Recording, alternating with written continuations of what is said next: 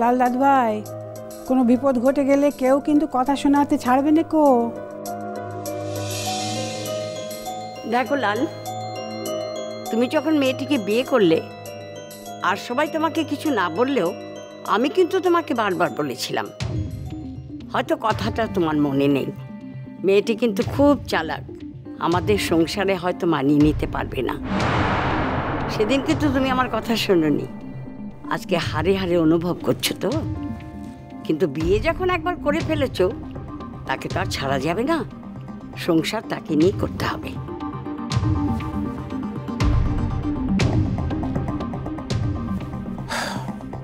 দাদু ভাই,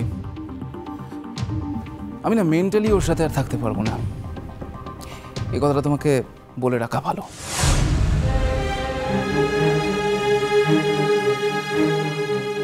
লাল, ডিভোর্সের ব্যাপারটা অত সোজা নয়, আর ওই মেয়ে তোমাকে চট করে ডিভোর্স দেবেও না। আমিও চাই না যে ব্যাপারটা ডিভোর্স অব্দি গড়াক। না না শোন লাল লাল লাল লাল শোন, ভূমি একটা অন্যায় করেছে, এটা ঠিক, কিন্তু অন্যায়টাও কেন করেছে সেটা তো একবারও ভেবে দেখবি, একবার ভেবে দেখবি সেটা। প্লিজ মিশকা।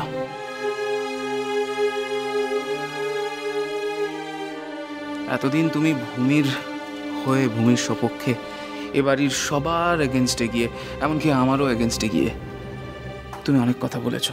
না না শোন না, বলেছো ঠিক আছে, তাতে কোনো অসুবিধা নেই, বলেছো।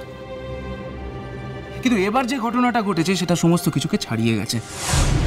তাই প্লিজ মিজকা, তুমি ওর হয়ে আমাকে আর কোনো কথা বলো না। আরে প্লিজ। লাল লাল লাল তুই আমার কথা শোন। ভূমি যাওয়ার সময় একমাত্র আমাকে সব কিছু বলে গেছে। ও যে কি কান্নাকাটি করছিল না, তুই ভাবতে পারবি না লাল, প্রচন্ড কান্নাকাটি করছিল। না প্লিজ, আমি তোমাদের বোঝাতে পারছি না যে আমি এ ব্যাপারে কোনো কথা বলতে বা শুনতে চাই না। না না না, নির্লজ্জতার একটা সীমা থাকে মেজো, এখন তো দেখছি তুই সেই সীমাটাও পেরিয়ে চলে যাচ্ছিস। দিদি ভাই, আচ্ছা আচ্ছা বড় বৌদি, নির্লজ্জতার সীমা কি ছাড়িয়েছি বলো তো? কি ছাড়িয়েছি নির্লজ্জতার সীমা? বলো বলো। একটা মেয়ে আমাদের কাছে কিছু কথা বলে গেছে, আমরা সেটা তোমাদের কাছে কনভে করতে চেয়েছি, অন্যায়টা কোথায়? এইটুকু তো। হ্যাঁ, ভূমি তোমার ছেলের বউ, এরপর থেকে যদি তোমার মনে হয় যে তোমার ছেলের বউকে নিয়ে কোনো কথা বলা বা তার সঙ্গে যোগাযোগ রাখা তোমার পছন্দ নয়, তাহলে সেটা করবো না, সে কাজটা বলে দিও। এখন যা দেখছি এই বাড়িতে তো কিছু আলোচনাই করা যাবে না। স্বাভাবিক, সিদ্ধান্তটা যদি একপাক্ষিক হয়ে যায় তাহলে তো আর আলোচনা করার কোনো জায়গা থাকে না।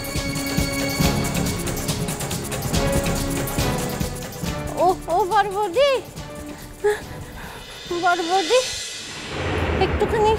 একটুখানি জল দাও তো বাবু, কখন থেকে কত চেষ্টা পেয়েছে, একটুখানি জল চাইছে, কিছুতে একটু জল উপরে পাচ্ছি না। হ্যাঁ ওই ওই ওই ওই ওই যাত্রাকাণ্ড এই মেয়েটার জন্য, সবাই মেয়েটার জন্য।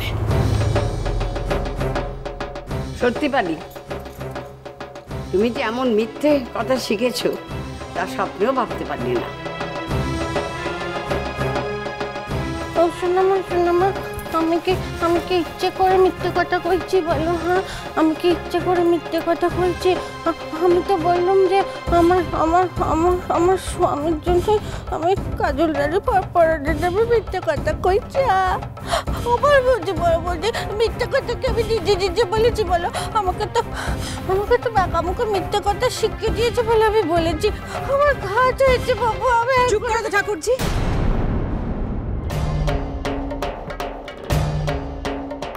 তোমার মুখে আর এই সমস্ত কথা শুনতে ভালো লাগছে না আমাদের। এতদিন অন্তত একটা ব্যাপারে আমাদের অহংকার ছিল যে আমার ঠাকুরজি আর যাই হোক অত্যন্ত সৎ একটা মেয়ে, সত্যি কথা বলতে ভয় পায় না। এখন তো সেই কথাটা বলার আর কোনো জায়গা রইল না।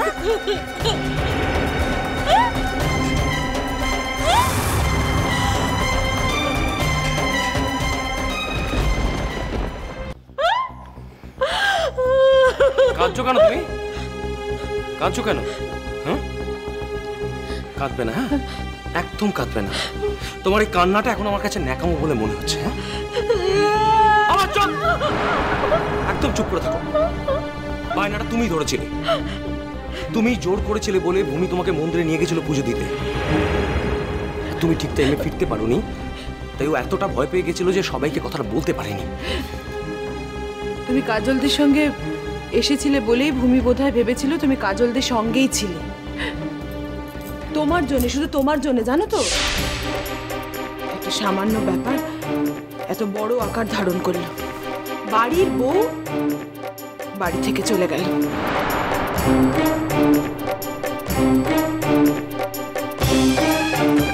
তাতে তোমার খুব কষ্ট হচ্ছে না মেজো বৌদি?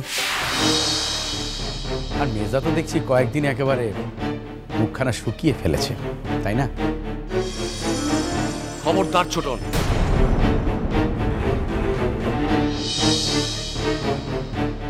খবরদার। তুমি আমাদের টন্ট করছো। তোমার এত বড় সাহস, তুমি বাড়ির বড় দাদাকে টন্ট করছো। কি হলো বাবা? এগুলো এখন তুমি চোখে দেখতে পাচ্ছ না? তোমরা কেউ চোখে দেখতে পাচ্ছ না এগুলো? চোখে তো অনেক কিছুই দেখি শুভ, সবই কি বলতে পারি?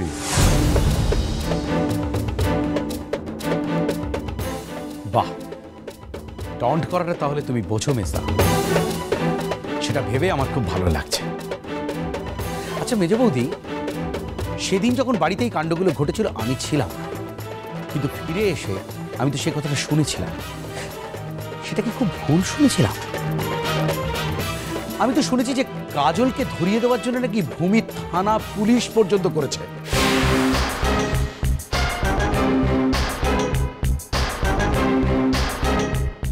এখানেই কথাটা শেষ নয় চটকা। ও বলেছিল যে রাঙা পিসিকে নাকি 4টে গুন্ডার হাতে তুলে দিয়ে কাজল পয়সা খেয়েছে।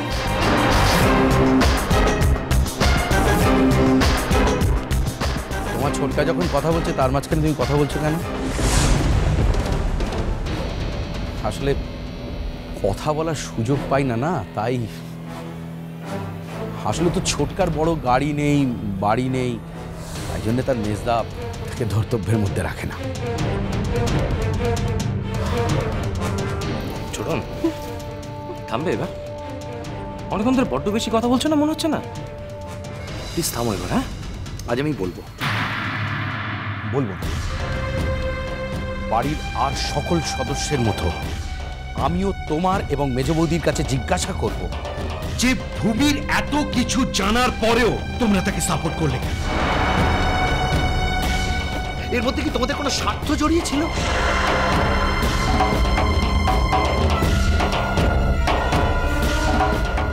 নাকি তোমাদের ছেলের ডিভোর্সের দায়িত্বটাও নিয়েছিল তাই? না কাজলকে এ বাড়ি থেকে বের করে দেওয়ার ইন্ধন জুগিয়েছিল তাই?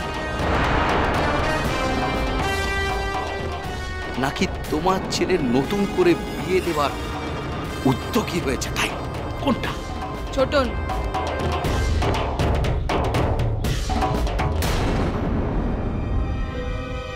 শোনো, ঠাস করে একটা চড় মারবো না? বড্ড বেশি বার বেড়ে গেছো তুমি। ওই একই প্রশ্ন আমাদের, তোমার বাবা মা বড় বৌদিরও ওই একই প্রশ্ন। ছোটনের কথা নয় ছেড়েই দিলাম, তুমি কি আমাদের কালেও থাপ্পড় মারবে নাকি? শুনেছি ঠিক, উত্তর দাও।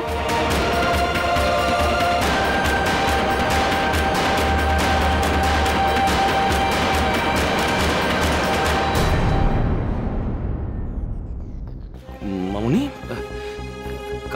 কাজ হয়েছে তো আরশি? অনেক কষ্টে। হতে কি চায়? কেন? আমি গেলাম বলে আজ ডিভোর্সটা হলো। আমি জোর করলাম বলে। দেখিস লো দেখিস, হ্যাঁ, একদিন যেন তোরও এমন দিন না আসে, বুঝেছিস? Sunday